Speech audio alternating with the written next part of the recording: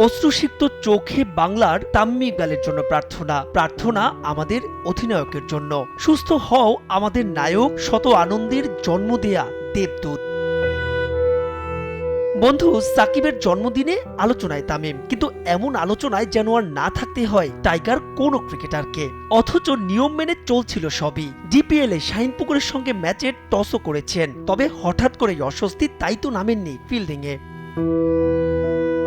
সেখানেই এক দফা হার্ট অ্যাটাক হয় এই ড্যাশিং ওপেনারের। কিছুক্ষণের মধ্যেই হয় ম্যাসিভ হার্ট অ্যাটাক। হঠাৎ যেন থমকে যায় সব, থমকে যায় গোটা বাংলাদেশ। তামিমকে নিবিড় পর্যবেক্ষণে নেওয়া হয় স্থানীয় কেপিজে হাসপাতালে। অবস্থার আরো অবনতি হওয়ায় ঢাকা থেকে উড়ে যায় হেলিকপ্টার, কিন্তু গ্রিন সিগন্যাল মেলেনি হাসপাতাল কর্তৃপক্ষের কাছ থেকে। চিকিৎসা হচ্ছে সেখানেই। টস করার পরে ভাই ফিল্ডিংয়ে নামবে, তখন ওই টাইমে উনি বলতেছে আমার একটু খারাপ লাগতেছে। তখন উনি বসছে চেয়ারে, বসার পরে আমাদের ডক্টর ফিজিও আসছে। ফিজিও আসার পরে বললো, এখানে ফোন দিছে।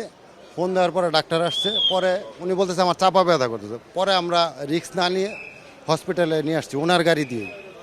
আসার পরে এখানে আমরা তখন মাঠে ছিলাম। পরে 1 থেকে 1.5 ঘন্টা পরে হেলিকপ্টার আসছে। হেলিকপ্টারে তখন আমরা হেলিকপ্টারের ওই পাশে ছিলাম। হেলিকপ্টারে নিতে পারিনি, তখন আবার অবস্থা খুব বাজে অবস্থা হয়ে গেছে, মুখ টুক দিয়ে ফ্যানা টানা বের হয়ে গেছে। ডাক্তাররা হার্ট পাম্প করছিলেন, তার কোনো পালস পাওয়া যাচ্ছিল না, খুবই সংকটাপন্ন অবস্থা ছিল।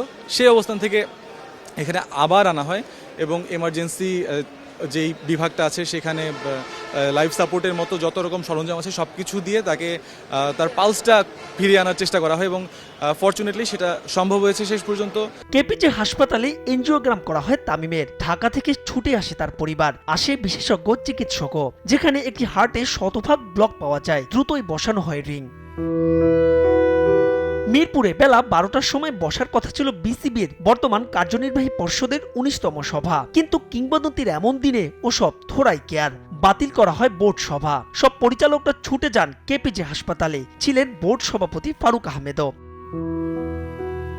সময় গড়ায়, সঙ্গে বাড়ে টেনশন, প্রার্থনায় গোটা বাংলাদেশ। বিসিবি সূত্রে জানা যায় অবস্থার কিছুটা উন্নতি হলেও এখনো শঙ্কামুক্ত নন তামিম। তার একটা ইতিবাচক খবরের জন্য এবার তাকিয়ে কোটি চোখ। মাহবুব রিমন, সময় সংবাদ।